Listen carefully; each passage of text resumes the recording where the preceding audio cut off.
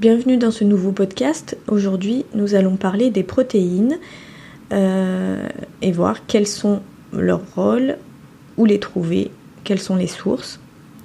Donc les protéines ont un rôle essentiel dans l'organisme, mais leur rôle n'est pas de fournir de l'énergie, mais plutôt des matériaux de construction. En fait, les protéines interviennent dans la construction et le renouvellement des tissus, donc comme les os, la peau ou les muscles. Les protéines jouent également un rôle dans l'immunité puisque tous les anticorps, les immunoglobulines sont formés à partir de protéines. Donc nous avons besoin de protéines pour fabriquer ces anticorps. Et il faut savoir aussi que toutes les hormones que nous fabriquons sont aussi des protéines. Donc nous avons besoin de protéines pour fabriquer ces hormones. Donc un apport adéquat en protéines est essentiel, surtout lors des situations physiologiques particulières comme la croissance, la grossesse, le vieillissement ou une activité physique intense. Il existe deux sources principales de protéines, les protéines d'origine animale, la viande, le poisson, les œufs, les produits laitiers, et les protéines d'origine végétale, les céréales et les légumineuses. Donc j'entends par légumineuses les lentilles, les pois chiches, les pois cassés, les haricots rouges, haricots blancs, tous les légumes secs. Vous vous posez peut-être la question de la différence entre une protéine et un acide aminé. En fait, les protéines, ce sont de longues chaînes d'acides aminés. On peut voir une protéine comme un collier de perles. La protéine est le collier de perles et chaque perle est un acide aminé. Donc notre corps n'a pas vraiment besoin des protéines, mais a plutôt besoin des acides aminés. On trouve plutôt des protéines qui seront ensuite dégradées lors de la digestion afin d'être assimilées sous forme d'acides aminés. Il existe 8 acides aminés essentiels qui doivent être absolument présents dans notre alimentation.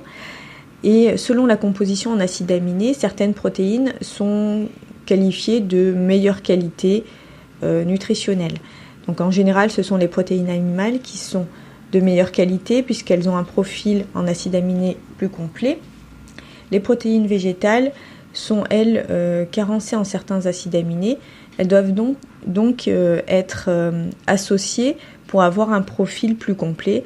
En général, on associe les céréales et les légumineuses. Donc ça, j'en reparlerai certainement lors d'un prochain podcast au sujet du végétarisme. Concernant les quantités de protéines à consommer, les recommandations parlent d'une portion de viande, poisson ou œuf par jour. Donc en favorisant la viande blanche et en limitant tout ce qui va être charcuterie. Il faut également essayer d'introduire du poisson au moins 2 fois par semaine en choisissant au moins une fois un poisson gras parce que les poissons gras sont riches en oméga 3. Donc les poissons gras maquereaux, sardines, saumon, truites. Donc tous ces poissons-là sont riches en oméga 3. Il faut essayer de les introduire dans l'alimentation une fois par semaine. À quoi équivaut une portion de viande ? Donc en général, quand on parle d'une portion de viande, on parle de 100 g de viande. Donc c'est la même chose pour le poisson, 100 g de poisson. Ou en équivalent œuf, il s'agit de 2 œufs.